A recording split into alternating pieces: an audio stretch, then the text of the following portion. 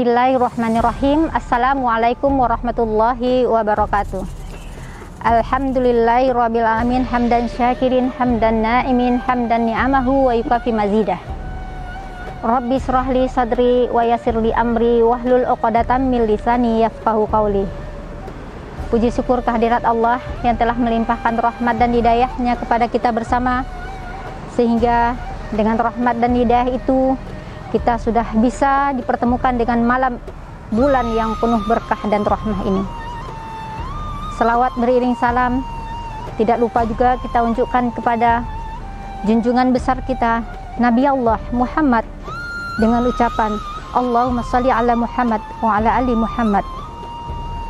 Pemirsa, ayah bunda, para generasi muda yang dirahmati Allah, pada kali ini kembali kita mengangkat tema tentang perbedaan.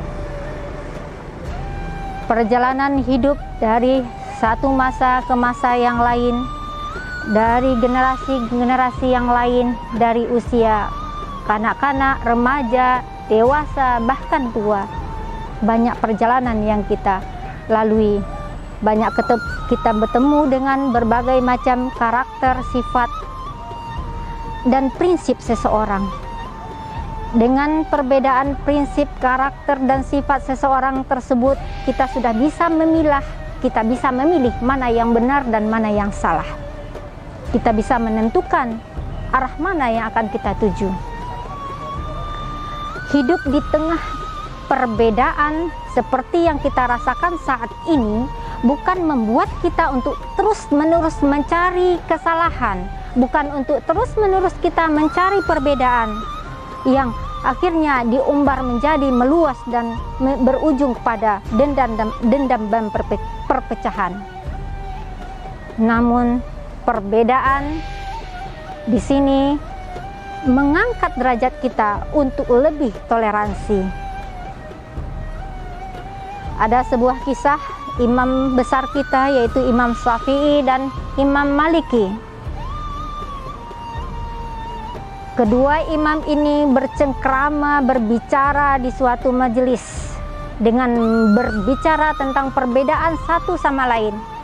Menurut Imam Syafi'i, "Wahai guruku Maliki, kalau kita mencari rezeki, tidak bergerak, tidak keluar, tidak berusaha dan berikhtiar, bagaimana rezeki akan datang kepada kita?" Kata Syafi'i. Dengan cerdas, Imam Maliki menangkap jawaban dari Imam Syafi'i, mengatakan, Allah sudah mentakdirkan rezeki ke seseorang terhadap orang tersebut. Kalau memang rezeki itu untuknya, maka dia akan datang rezeki itu kepada orang yang ditakdirkan oleh Allah. Jawaban dari Imam Maliki. Sehingga berdua Imam Syafi'i dan Imam Maliki ini berdebat, saling mempertahankan pendapat, perbedaan antara dua imam besar kita ini. Sehingga Imam Syafi'i meninggalkan tempat, mencari sesuatu perjalanan kehidupan keluar, sehingga dia temuilah satu perkebunan anggur. Di sana dia melamar untuk bekerja, memetik pohon anggur, mengangkat dari satu keranjang hasil petikan ke keranjang yang lainnya, sehingga dari pagi sampai sore begitulah aktivitas Imam Syafi'i. Setelah selesai aktivitas dia memetik anggur tersebut, dia mengatakan, pendapatkulah yang paling benar. Imam Syafi'i adalah orang yang sangat kritis, orang yang sangat cerdas. Sehingga setelah selesai, kemudian dia mendapat upah dengan sekeranjang anggur. Sekeranjang anggur dia bawa ke hadapan gurunya, Imam Maliki, mengatakan, "Wahai guruku, aku tadi bekerja, aku keluar, aku mendapatkan rezeki yang Allah janjikan kepadaku. Maka aku mengatakan bahwa pendapatku lah yang paling benar. Aku berusaha. Nah, ini hasil dari usahaku, rezeki yang kudapatkan. Mari kita makan bersama." Imam Maliki pun makanlah buah anggur yang dibawakan oleh Syafi'i tadi. Makan satu, dia ketawa. Makan yang kedua pun ketawa. Makan yang ketiga, Imam Maliki pun terbahak-bahak. Syafi'i pun bertanya, ada apa? Kenapa guruku menjadi ketawa? Bahkan ketawanya terbahak-bahak. Kemudian Imam Maliki mengatakan, aku ketawa memakan anggur ini karena aku mengatakan bahwa pendapatku juga benar.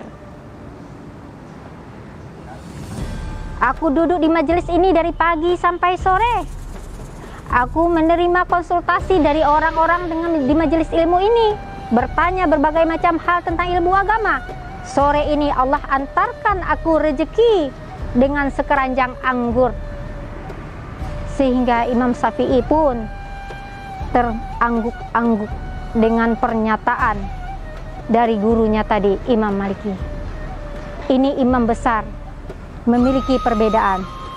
Kemudian perbedaan itu tidak memperuncing dia, tidak menjadikan dia permasalahan yang begitu besar, sehingga keduanya berpelukan dan mengatakan kedua pernyataan kita, pendapat kita sama-sama benar.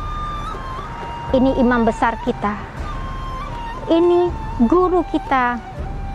Bagaimana dengan kondisi keadaan pemuda kita saat ini, apalagi di tengah masa seperti sekarang ini?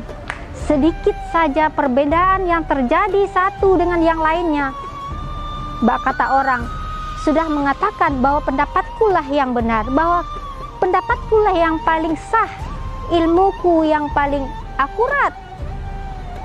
Imam saja dia tidak mau mempertentangkan hal seperti ini. Nah, jadi para pemuda, para generasi pada bulan yang penuh berkah dan rahmah ini, kita talbiyah diri kita, kita introspeksi diri kita, kita evaluasi diri kita untuk kita tidak selalu mengangkat perbedaan-perbedaan yang kecil menjadi besar sehingga menjadi kita bertumbuh hantam bahkan dendam satu sama lainnya. Imam Syafi'i dan Imam Maliki tidak menunjukkan keluasan ilmunya, tapi menunjukkan kebesaran jiwa dan hatinya, bahwa tidak ada di sini yang paling benar, tidak ada yang menunjukkan satu sama lain tentang keegoisan dan kepentingan terhadap dirinya sendiri.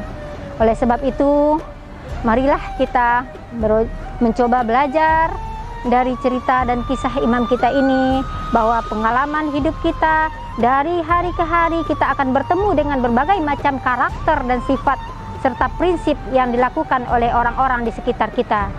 Maka seharusnya kita menjadi insan yang lebih baik, yang bisa memilih dan memilah mana yang benar dan mana yang salah. Melalui cerita singkat ini banyak ilmu yang kita dapatkan, bahwa sesungguhnya semoga kita selalu dilindungi, selalu dibimbing oleh Allah kepada jalan yang benar, jalan yang diridai oleh Allah Subhanahu wa Ta'ala. Mungkin itu saja yang bisa disampaikan pada kesempatan kali ini. Mohon maaf atas segala kata, segala yang tidak pada tempatnya. Mohon dimaafkan. Usikum binafsihi bitaqwallah. Assalamualaikum warahmatullahi wabarakatuh.